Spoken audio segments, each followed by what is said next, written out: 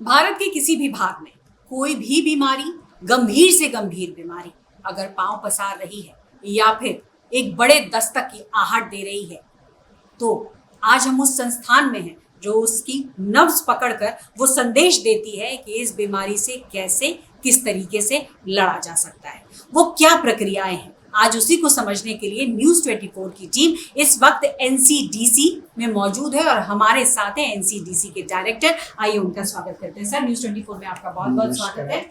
और ऐसे में मेरा पहला सवाल सर, जब मैं ये बात कहती हूँ कि एनसीडीसी वो जगह है जहां से बीमारी के नब्ज को पकड़ने की ताकत बढ़ी है, वो कैसे बढ़ी है सर, हमें समझाइए। धन्यवाद।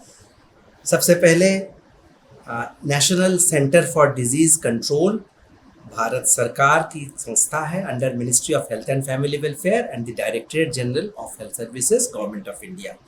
और ये संस्थान का जो कई कार्यों में से एक है इंटीग्रेटेड डिजीज सर्वेलेंस प्रोग्राम का जो संचालन करना। और ये इस प्रोग्राम संचालन के लिए एक हमारे पास प्लेटफॉर्म है जिसको कि हम इंटीग्रेटेड हेल्थ इंफॉर्मेशन प्लेटफॉर्म कहते हैं। ये प्लेटफॉर्म आज से लगभग 10 साल पहले नॉन इलेक्ट्रॉनिक फॉर्म में हुआ करता था और उसमें हम लोग पेपर बेस्ड इंफॉर्मेशन मांगते थे सारे पीएचसी से, जो कि बाई पोस्ट आया करता था। उसके बाद उसको इलेक्ट्रॉनिक ईमेल से मंगवाया जाने लगा। यही वो कंडीशंस भी तब कम थे, लगभग 12-15 कंडीशन से धीरे धीरे बढ़ते बढ़ते 28-30 तक पहुँचे और 2023 के आसपास ये प्रोग्राम जो है फुल्ली इलेक्ट्रॉनिक हो गया, नियर रियल टाइम रिपोर्टिंग हो गया। एग्जैक्टली 3 जनवरी 2024 को former honourable health minister doctor Mansukh Mandaviya ji ने इसका लोकार्पण किया और तब से ये ऑलमोस्ट रियल टाइम रिपोर्टिंग है, आवरली बेसिस पे रिपोर्टिंग है of around 52 plus syndromic conditions जो कि एपिडेमिक प्रोन हो सकते हैं। उन कंडीशंस का हम लोग सारे रिपोर्टिंग पॉइंट से इंफॉर्मेशन पाते रहते हैं on a day to day basis, on a almost hourly basis also. Total reporting points हमारी लगभग 2.5 lakhs हैं, which includes the roughly 1.5 lakh सब सेंटर्स जिनको हम आयुष्मान आरोग्य मंदिर भी कहते हैं। आयुष्मान आरोग्य मंदिर 1.5 lakhs है, बाकी मेडिकल कॉलेजेस हैं, पीएचसीज हैं, सीएचसीज हैं, प्राइवेट लैब्स हैं, प्राइवेट हॉस्पिटल्स हैं, प्राइवेट डॉक्टर्स भी हैं। ये सारे मिला के लगभग 2.5 लाख प्लस यूनिट्स हैं।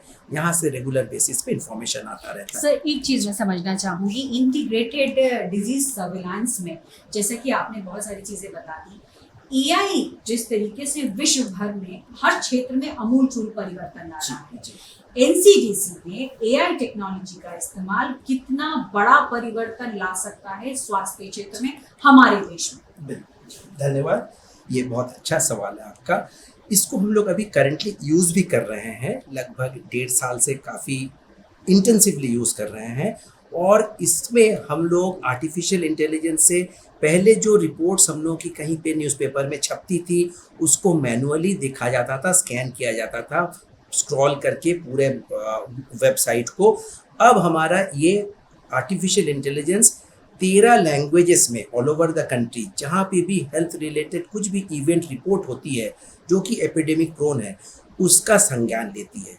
उसका संज्ञान लेते हुए आज तक लगभग 30 मिलियन प्लस टोटल ऐसे एपिसोड्स इस सिस्टम ने स्कैन किया है। स्कैन करने के बाद हमारे चेक्स एंड बैलेंसेस कुछ आर्टिफिशियल इंटेलिजेंस बेस्ड ही हैं जिससे कि हमें आइडेंटिफाई कर लेते हैं कि ये रियल कंडीशंस हो सकते हैं इनको हम लोग को डेप्थ में इन्वेस्टिगेट करके इनको हमें कंफर्म करना पड़ेगा ये वाकई में एपिडेमिक प्रोन डिजीज है या ये फॉल्स रिपोर्टिंग है या मिस रिपोर्टिंग है या हो सकता है इंटेंशनल मिस रिपोर्टिंग हो।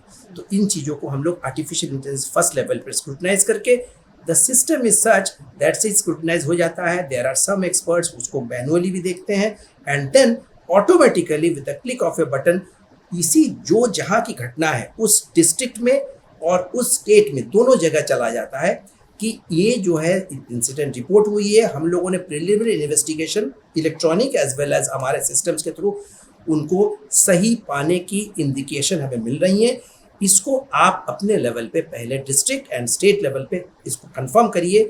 वो इसके अंदर टाइम बाउंड है, within 24 hours they have to act also, within 48 hours some actions are there.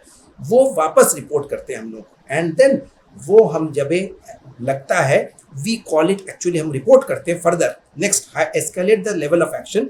यहाँ पे टेक्निकली हम यूज करते हैं पब्लिश्ड वर्ड, वो हम दिखाएंगे भी आपको। पब्लिश करने का मतलब है we have alerted the state and the health system to immediately act on it and in a time bound manner with information back to अस।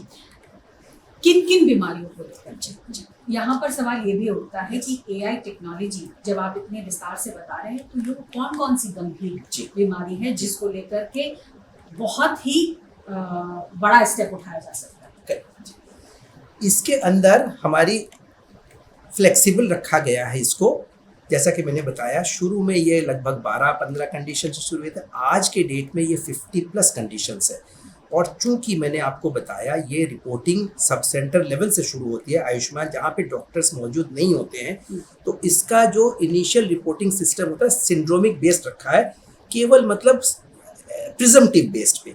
तो जैसे फीवर विथ रैश एक कंडीशन हो गया, एक्यूट डायरियल डिजीज दूसरा condition हो गया। इस तरीके से 52 कंडीशन के मलेरिया भी आ जाता है, चिकनगुनिया भी है, डेंगू भी है, एम्पॉक्स भी आ जाएंगे, लेप्टोस्पायरस भी आ जाएगा, रेबीज डेथ्स भी आ जाएंगे। ये सारे कंडीशंस है, 52 मेजर कंडीशंस जो कंट्री के लिए ये समय समय पे हम लोग बदलते भी रहते हैं। ये स्टेट वाइज भी वो भी उनके पास भी फ्लेक्सिबिलिटी है, उनकी जो रिक्वायरमेंट है इसके हिसाब से भी बदला जाता है, रेगुलरली ये बदले जाते हैं। ओके, अब सवाल ये सर, मैं यहाँ बारकोड स्कैन देख रही हूँ, ठीक, एआई टेक्नोलॉजी के जरिए आप लोग एक मेजर दिशा में बढ़ रहे हैं, क्या उसी का ये पार्ट माना जाएगा या फिर कुछ डिफरेंट है जिससे कि आम लोग इसको स्कैन करके और कुछ इन्फॉर्मेशन आप तक पहुंचा सके?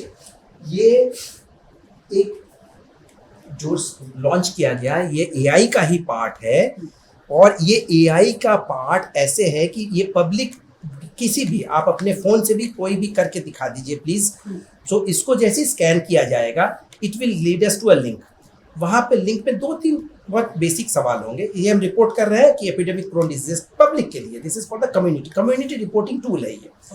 ये कम्युनिटी जैसे ही देखिएगा, उनके मान लीजिए उसके यहाँ पे कोई डेंगू का केस हो रहा है, उस डेंगू के केस को रिपोर्ट करना चाहते हैं, चूंकि फॉल्स रिपोर्टिंग ना हो, बॉट से भी ना हो, so what we will ask you only 2-3 questions, identifier पूछेंगे, ओटीपी भेजने के लिए कि मोबाइल से जो बंदा कर रहा है वो सही कर रहा है, हेंस एक ओटीपी आएगा आपके पास, 2-3 इंफॉर्मेशन आपको भेज दिया जाएगा ऑटोमेटिकली।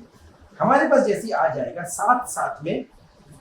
साथ में इसको इमीडिएटली हम लोग डिस्ट्रिक्ट में और स्टेट में भेज देते हैं, एंड साथ में उनको एक्शंस इमीडिएटली इनिशिएट हो जाते हैं। इसके बाद जैसे ही वहां से कंफर्मेशन आएगा within, as I mention पहले जो बता रहा था सेम यहाँ पे भी है, 24 to 48 आवर्स में एक्शन होना है, and they have to report back whether it is a real incident और नॉट। रियल इंसिडेंट अगर है, अगेन हमारा सेम प्रोसेस शुरू हो जाता है जो पहले वाले में बताया था।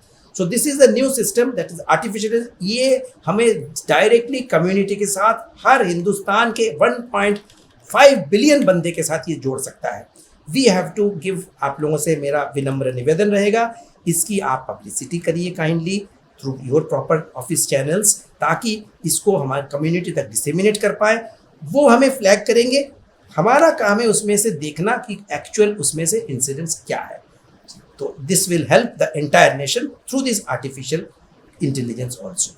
तो बहुत कुछ बदल रहा है, और ऐसे में स्वास्थ्य के क्षेत्र में एआई टेक्नोलॉजी का इस्तेमाल किस तरीके से भारत को और बेहतर बनाएगा और स्वस्थ बनाएगा, उसका एक अभी उदाहरण आपको दिख रहा है, लेकिन आने वाले वक्त में एक माइलस्टोन भी होगा। कैमरा पर्सन दीपक दुबे के साथ पल्लवी झा, न्यूज़ 24।